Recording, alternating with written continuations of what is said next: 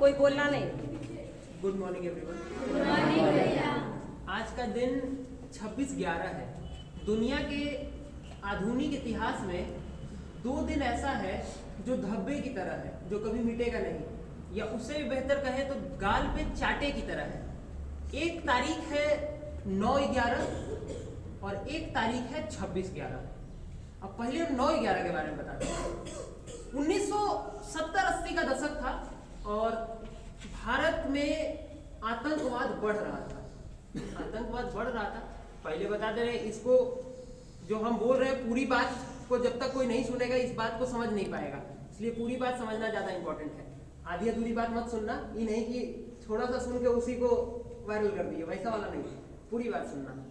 9/11 के समय होता क्या है कि 1970-80 के दशक में भारत में आतंकवाद व्यापक पैमाने पर फैलता है कश्मीर के इलाकों में, और उसी दौरान खालिस्तान बनाने का भी मांग चलने लगता है।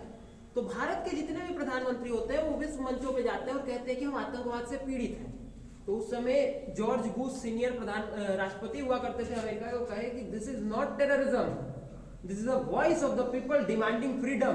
मतलब ये आतंकवाद नहीं है, ये क्या है, ये उन लोगों की आवाज है जिन्हें आजादी चाहिए। 2002 में वर्ल्ड ट्रेड सेंटर पर प्लेन लेके घुस जाता है आतंकवादी, अब मारता है तो पूरा वर्ल्ड ट्रेड सेंटर गिर जाता है। 9 सितंबर के दिन, 11 सितंबर के दिन, इसीलिए उसको 9/11 कहते हैं। वो वहां पे मंथ्स अलग होता है, हम लोग जैसे पहले डेट लिखते हैं वो लोग पहले मंथ्स लिख देते हैं। तो जब गिरता है उसके बाद उस समय के जो राष्ट्रपति होते हैं वो होते हैं जॉर्ज बुश जूनियर। वो कहते हैं this is terrorism, this is radical Islamic terrorism. यानी पूरी की पूरी अवधारणा एक दिन के अंदर ही एक घटना बदल के रख देती है। जो दुनिया नहीं मानती थी कि आतंकवाद जैसी भी कोई चीज होती है, 9/11 की एक घटना के बाद ये पता चल जाता है पूरी दुनिया को कि आतंकवाद जैसी चीज भी कोई होती है। फिर आता है 26/11 का बाद, 26 नवंबर 2008 ताज होटल पर हमला होता है। 10 हमलावर समुद्र के रास्ते आते हैं, और जैसा कि अभी आज का स्पीच का टॉपिक था कैरेक्टर, इंटेलिजेंस प्लस कैरेक्टर वही आपको महान बनाता है। और वही कैरेक्टर मिसिंग था हमारे लोगों के अंदर, जो लोग कुछ पैसों के खातिर उन आतंकवादियों को इस देश में घुसा देते हैं।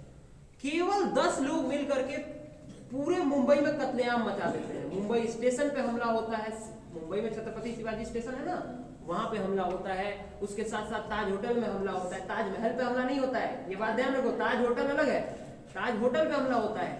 और ये हमला ये दर्शाने का एक बहुत बढ़िया माध्यम है कि जब आप कमजोर रहेंगे, जब आपके घर में विभीषण रहेगा तो आपको मारा जाएगा, चाहे आप कितने भी मजबूत क्यों ना हो।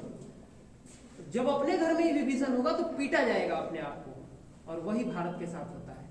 और भारत के ऊपर जब 26/11 का हमला होता है, उसके बाद भी भारत नहीं सीखता है। उसके बाद भी भारत के प्रधानमंत्री डॉक्टर मनमोहन सिंह जी जो हैं, वो विश्व मंचों पे फिर जाके कहते हैं कि पाकिस्तान जो था वो हमको मार के चला गया। ये वही बात हुआ जैसे कि हम बैठे हुए थे, मच्छर हमको काट के चला गया, अब हम हर जगह जाके कह रहे हैं मच्छर बहुत खराब आदमी है, उससे अच्छा खुद ही ठोक देते हैं मच्छर को।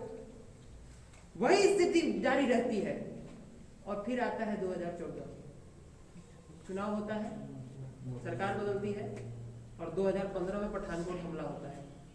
2016 में उरी हमला होता है, और उरी के बाद क्या हुआ था ये सबको पता है, सर्जिकल स्ट्राइक। जो दुष्ट होता है उसको मारना जरूरी होता है।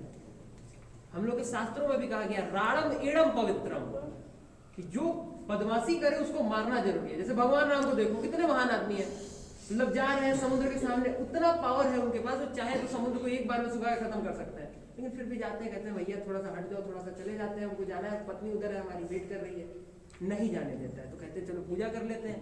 पूजा करते हैं बेचारे 3 दिन। अब लक्ष्मण जी टेंशन में है कि भैया आपके पास इतना पावर, आप प्रधानमंत्री आदमी, आप बोल दीजिएगा तो समुद्र रास्ता खाली कर देगा आपके लिए, लेकिन नहीं करते हैं, पूजा वूजा करते हैं। उसके बाद भी नहीं मानता है। फिर राष्ट्र में क्या करते हैं, तो फिर वही बात आया कि जो नहीं मानेगा उसको मनवाना के लिए एक ही तरीका होता है, वो है मार। वही करना पड़ता है। आज की तारीख में पाकिस्तान कहता है, इमरान खान है ना पाकिस्तान का प्रधानमंत्री, क्या कहते हैं कि भारत उड़ी से भी बड़ा कुछ करने वाला है। इसको कहते हैं डर, और ये डर का होना आवश्यक है। और ये पूरी कहानी हम बताए किस लिए? इसका एक ही रीजन है। इसका रीजन ये है कि तुम इस देश के फ्यूचर हो, और हम लोग आजादी के अमृत काल में हैं। अमृत काल यानी सब कुछ बढ़िया ही होगा इस समय पे, और हम लोग का जन्म इस समय हुआ है, यानी हम लोग शायद भगवान के नजर में सबसे बेहतर रहे होंगे, इसलिए हम लोग इस पीढ़ी में जन्म लिए हैं। यानी हमारी जिम्मेदारी सबसे ज्यादा है, क्योंकि आज संविधान दिवस है तो ये भी जानना जरूरी है कि अगर अधिकार है तो कर्तव्य भी है। और हमारा कर्तव्य क्या है? पढ़ाया क्यों जा रहा है? Education is equal to empowerment. तुमको जो एजुकेशन दिया जा रहा है वो तुम्हारे एम्पावरमेंट के लिए दिया जा रहा है, ताकि तुम एम्पावर हो सको। देश के जितने भी योजनाएं चल रही है उसका क्या नाम है? बेटी बचाओ बेटी पढ़ाओ चल रहा है ना। आत्मनिर्भर Bharat, make in India, incredible India, invincible India, startup India, ये सब क्या है? देश को मजबूत कराने का काम है। क्यों है? इसीलिए ताकि जब देश मजबूत होगा तो कोई जल्दी घुस नहीं पाएगा। दरवाजे में रात में ताला लगा देते हो तो कोई घुसता है क्या जल्दी? दरवाजा खोल के छोड़ दोगे तो क्या होगा? घुसेगा। अब बाहर से खुद ही पकड़ के लेके चले आए कि ये देखो हमारे घर में ही 500 करोड़ का लगा है, तो फिर तो अगले दिन चोरी होके रहेगा। समझे मेरी बात? इसी सोच के साथ, इसी बात के साथ हम अपनी बात को समाप्त करेंगे। जो भारत की सोच है, अटल जी की बहुत प्रसिद्ध कविता हिंदू तन मन हिंदू जीवन की, एक वो पैराग्राफ जो आज तक कभी नहीं बोले थे कि होकर स्वतंत्र मैंने कब चाहा है करनू जग को गुलाम, मैंने तो सदा सिखाया है करना अपने मन को गुलाम। गोपाल राम के नामों पर कब मैंने अत्याचार किए, कब दुनिया को हिंदू करने घर घर में नरसंहार किए। भूभाग नहीं सत सत मानव के हृदय जीतने का निश्चय, हिंदू तन मन हिंदू जीवन, रग रग हिंदू मेरा।